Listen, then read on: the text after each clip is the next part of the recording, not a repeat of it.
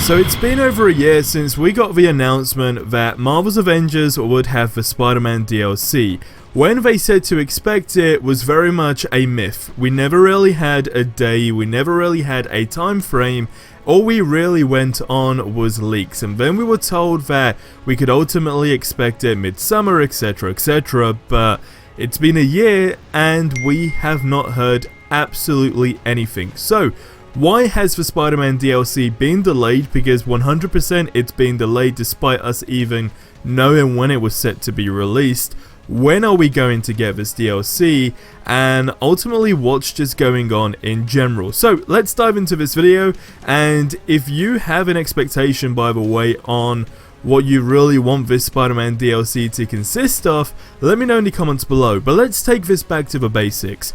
If we go back to last year, and I'm talking about the whole scenario with the Black Panther DLC, because right now this game is having a very big run up to, it's safe to say, one of the biggest DLC drops I think they will ever do in a long time, because this character is incredibly favored, the expansion itself is absolutely huge, and we are literally 9 days away until we get our hands on this DLC, which of course is War for Wakanda. There's about 8 days left as well until the War Table video, where we are set to see a whole bunch of interesting stuff, not just for this DLC. This is where it ultimately ties in to the SpiderMan DLC, and I'm talking the new roadmap in general to add on to that. But again, let's go back to the basics. We know this Black Panther DLC was meant to release last year, and unfortunately with Chadwick Boseman's passing, and again rest in peace, that ultimately caused a very big setback on when they were going to drop this trailer, because ultimately it was meant to be the trailer followed by the release, and then all of a sudden it was like, hey, here is Kate Bishop, and it threw a ton of people off. The scenario that we are in right now, and do correct me if you feel like I am wrong, is that the DLC for Black Panther is one thing, the whole expansion was one thing, and then they've really taken the opportunity to go ahead and build on this DLC even further, because we have a UI update, we have so many different things. For example, now you can save up to 600 items in your inventory locker with the War for Wakanda expansion, and currently you can only save up to 300 items. Was this whole element of doing tweaks like this to the UI and in general, the gear slots, etc, etc, and just the way the game functions, right down to the amount of skins and so forth, was that really part of the plan? I don't think it was, and that's why, although we've got this big delay since we've had the announcement for the Black Panther DLC to actually getting our hands on it, it's almost like they were aware of the scenario and they are aware that this is their opportunity to really rekindle fans back into the game. That was their strategy. Again, if you really believe I am wrong on that, by all means share your opinions in the comments below. But that's just kind of using, I guess, the basics on what we have seen go on. Now, how does this relate to the SpiderMan DLC? Well, because if you go back to the leaks and even PlayStation saying that we were set to expect this DLC around summer, and then there was a whole leak from Game, which is a really big video game retailer in the UK. They said, I think it was around March, right? But it was a leak with a release date. Ultimately, even if it was a placeholder, it was still set in place. We're way past that time window, so what did go wrong? I honestly believe they have simply put it on hold for two reasons. A, because they knew they can capitalize on this Black Panther DLC.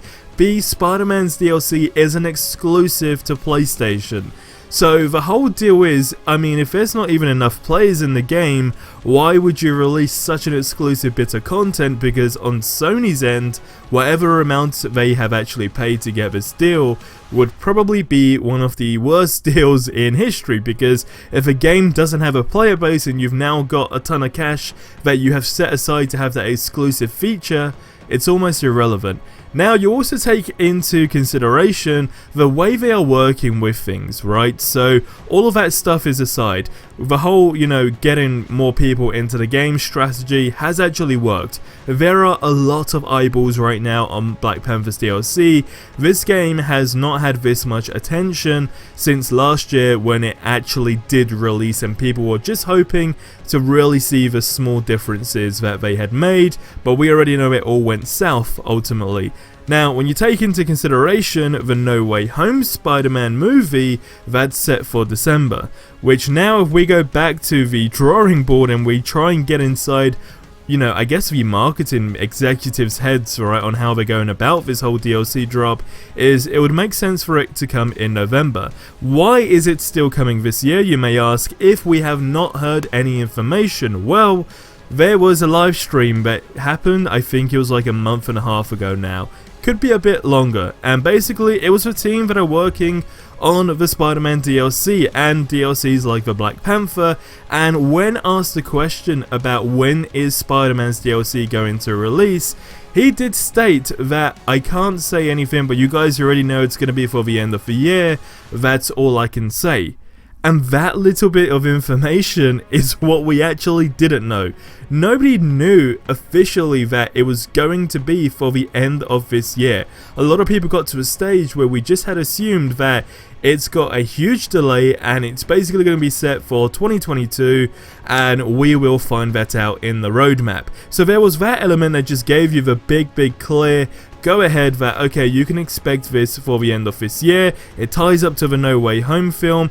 A November release would actually be really comfortable, considering that Black Panther's DLC drop is going to be huge. It's not just going to be something you play for a week and you put the game aside. There is so much content in there that hopefully it should, I guess, give you like a month or two solid playtime, in a sense of, even with the new UI update, etc. That's what I'm saying, where they've capitalized on so much, right? Now, why does it even get better than that? Well, finally, the biggest, I guess, almost teaser you could say, is the fact that I think the official PlayStation Twitter account have ever only mentioned this game twice.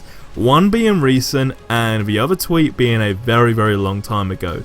They done a tweet for this Black Panther DLC saying that of course the DLC is going to be coming on the 17th, although they didn't actually mention that. They were more basically promoting the war table. So it was the King's request your attendance. The next Marvel's Avengers war table debuts on August 16th with full details on Black Panther and the War for Wakanda expansion, both of which arrive on PlayStation 4 and PS5 the next day.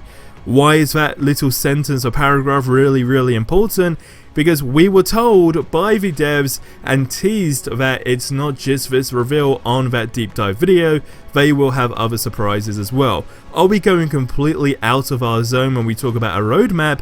Absolutely not, because now would be a great time to officially showcase what Black Panther's DLC is about and show that it's worthy for people to return back to the game. It gets a lot of eyeballs on the game, people play the game, but on that live stream of a deep dive video, which is a pre-recorded video, you go ahead and drop the roadmap on the rest of this year and early 2022.